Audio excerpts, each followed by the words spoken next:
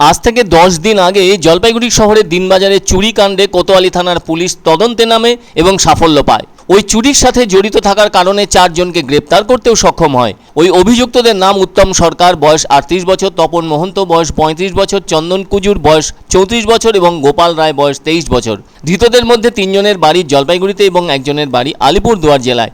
23শে June তাদেরকে জেলা আদালতে তোলা হলে আদালত 7 দিনের পুলিশি হেফাজত দিয়েছিল, যার মেয়াদ শেষ হয় 1 জুলাই, যে কারণে এদিন পুলিশ তাদেরকে আদালতে তোলে। অবশ্য ওই সময়ের মধ্যে অভিযুক্তদের জিজ্ঞাসাবাদ করে চুরি যাওয়া 2,10,000 টাকা রবিবারই পুলিশ উদ্ধার করেছে, যা কোতোয়ালি থানার পুলিশের বিরাট সাফল্য বলে মনে করা হচ্ছে। পুলিশ পারে না এমন কাজ নেই, তাই প্রসঙ্গত বলা দরকার 20শে জুন গভীর রাতে জলপাইগুড়ি শহরের দিনবাজার এলাকায় ইলেকট্রিক সামগ্রীর 2টি দোকানে চুরির ঘটনা ঘটেছিল। ওই 2টি দোকানের দোকান মালিকরা তাদের দোকানের চুরির ঘটনায় পুলিশের ওপর ভীষণই বিরক্ত হয়েছিলেন। থানা থেকে অল্প দূরে অবস্থিত দিনবাজারে এভাবে চুরির ঘটনা ঘটে যায়।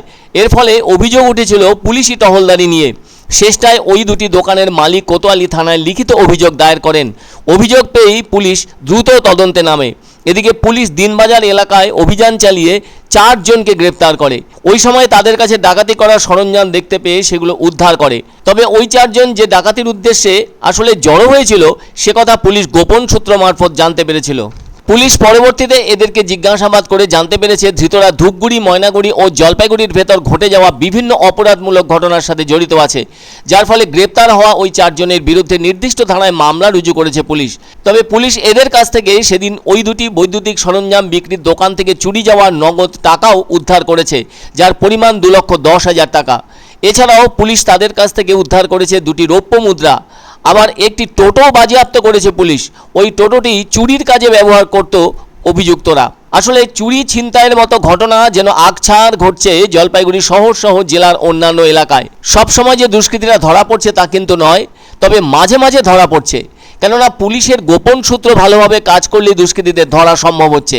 দুষ্কৃতীরা তো সবসময় ওত পেতে থাকছে কখন তারা তাদের দুষ্কর্ম ঘটিয়ে ফেলবে, ফলে যা ক্ষতি হওয়ার তা তো হয়েই যায়। এদিকে শহরের আমজনতার বক্তব্য, রাতের দিকে শহরের 25টি ওয়ার্ডের ভেতর কয়েকবার টহলদারি মারলেই দুষ্কৃতীরা তাদের দুষ্কর্ম করবার জন্য দুবার ভাববে। সবচেয়ে বড় কথা, পুলিশকে সজাগ ও সতর্ক থাকতে হবে, কেননা রাতের দিকে সকলেই ঘুমে আচ্ছন্ন থাকেন। আর এখন তো বর্ষা চলে এসেছে, ফলে বৃষ্টির কারণে কোনোভাবে দুষ্কৃতীদের দৌরাত্ম্য বুঝতে পারা কঠিন হয়ে উঠছে। তাই পুলিশের নজরদারি এক্ষেত্রে অত্যন্ত জরুরি। দিনকে দিন দুষ্কৃতীদের সংখ্যা যে বেড়ে উঠছে সেটা যথেষ্টই চিন্তার কারণ বলে মনে করছেন শহরবাসী। যত যাই হোক না কেন, সমাজের শান্তি শৃঙ্খলা দেখার দায়িত্ব যেহেতু পুলিশের, সেজন্য এসব ক্ষেত্রে পুলিশ প্রশাসনের দায়িত্ব অনেক বেশি। সেই দায়িত্ব পুলিশ যথাযথভাবে পালন করুক চাইছেন শহরবাসীও।